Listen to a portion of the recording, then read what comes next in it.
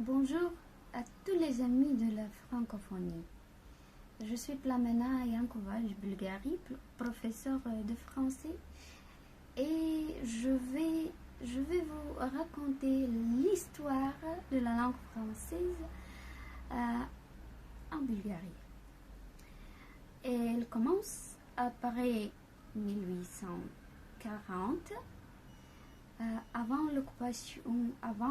la libération de l'occupation ottomane. La langue française est entrée à l'école bulgare laïque. De moines ont créé un collège. Au début, il était en école primaire, mais après, il devient un collège francophone à Bulgarie.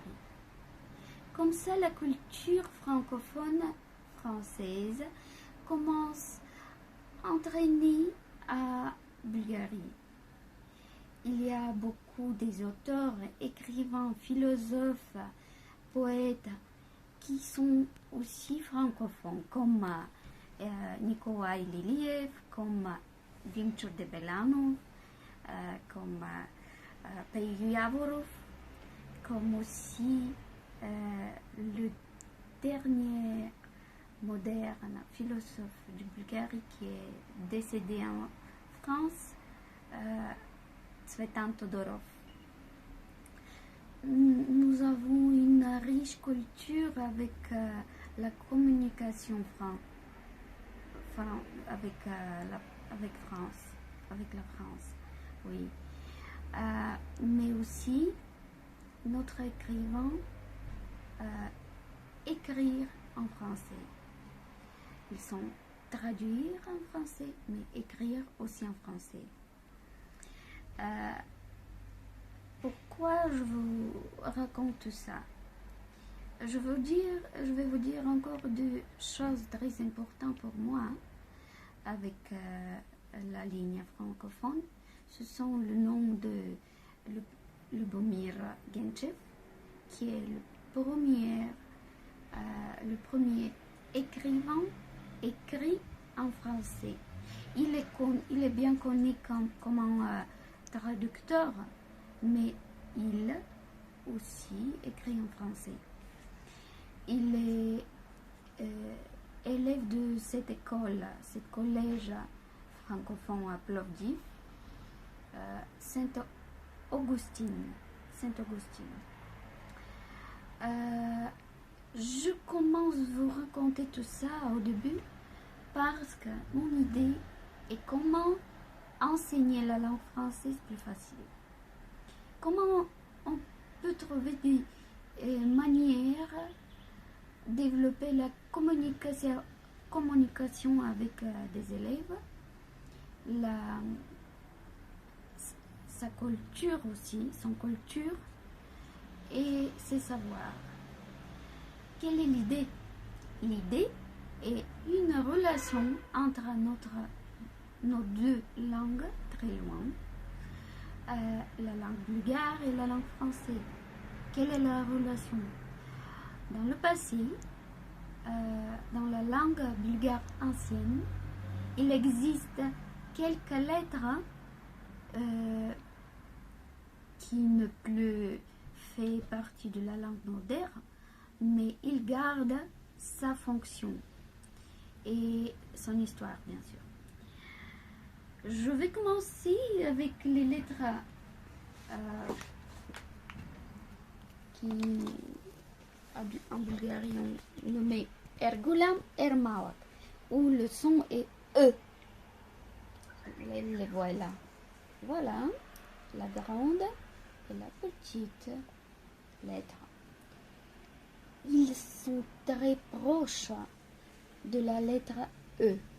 Voilà, c'est la lettre française E. Et pour améliorer la compréhension des élèves, je commence à utiliser cette lettre. Et pourquoi? Parce que, comme dans la langue française, la fonction de lettre E, la langue bulgare, on a la même fonction, la même situation. Par exemple, petite, excusez-moi, mais c'est la vie. Petite, petite, voilà, les deux pauses de E. Oh, je n'utilise la même mot en bulgare, hein. Ça signifie quelque chose de petit, mais en Bulgarie, je dois utiliser autre mot. Comme red, ça signifie ligne en français. Red. Voilà. Dans le passé, la mot red s'écrit avec cette petite lettre. Mais aujourd'hui, elle n'existe pas et on écrit seulement comme ça. Red. Voilà. Pour ça, la disparition de cette lettre trompe un petit peu les élèves. Pourquoi? Parce qu'on dit red en Bulgarie et on dit petite. Pourquoi on dit petite, madame, et on utilise la lettre E? On dit petite jusqu'ici. Mais non, pour prononcer le mot petite, il faut utiliser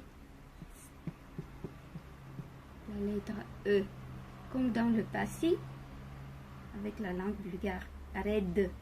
Pour prononcer, pour bien écouter la lettre D, on utilise R golam, qui se prononce E, pour bien, excusez-moi, pour bien écouter les lettres. Pour ça, c'est mon première idée, utiliser la langue bulgare ancienne pour bien expliquer la langue française. Ça peut être drôle pour vous, mais pour moi, c'est très utile. Encore une idée, et je vais vous laisser de voir mon présentation bien expliquée. C'est... Voilà. Attends. Je vais essayer de la dessiner, mais c'est pas facile. Hein. C'est comme ça, je pense. Oui, c'est presque comme ça. Hein. C'est pas la même chose, mais c'est presque comme ça. Ça, c'est la grande nasale dans la langue bulgare. On a aussi des lettres nasales dans le passé, mais aujourd'hui, non. Pour ça, les élèves ont des difficultés de comprendre la langue française. Et la voilà. C'est rangé, qui signifie corde en bulgare. Voilà. Vonger.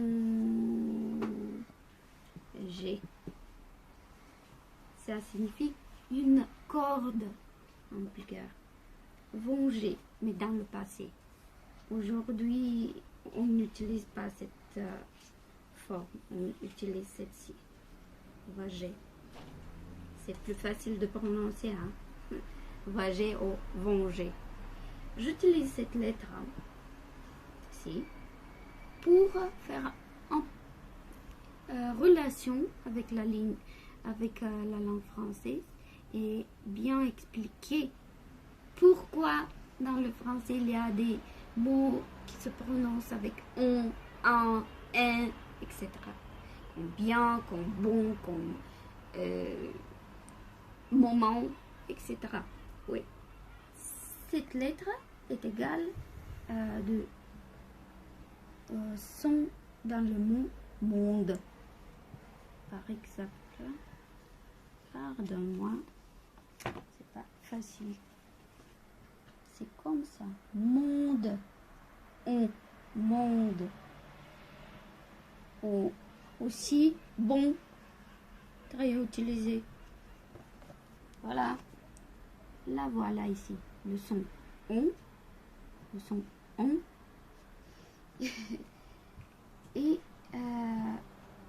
encore une autre lettre de la langue ancienne bulgare qui est déjà disparue. Non, il est disparu très tôt, encore dans la langue ancienne. Elle est la petite nasale. C'est comme ça. Voilà. C'est la petite voyelle nasale. Voilà. Pour cette raison qu'elle est disparue très tôt de la langue française, bulgare, pardonnez-moi, je vais vous donner seulement des mots qui sont proches de sa prononciation en français. C'est comme bain et main. Voilà. La prononciation de cette lettre est égale dans ces deux mots français. C'était la petite promenade dans la vie bulgare, dans la langue bulgare, qui a ses relations, ses lignes francophones. J'espère que mes idées d'expliquer la langue française en utilisant la langue bulgare, vous aimez bien. Vous pouvez aussi regarder la présentation que je vais partager avec ce vidéo et j'espère que ça vous plaît. Au revoir les amis, au revoir francophonie. À la prochaine fois.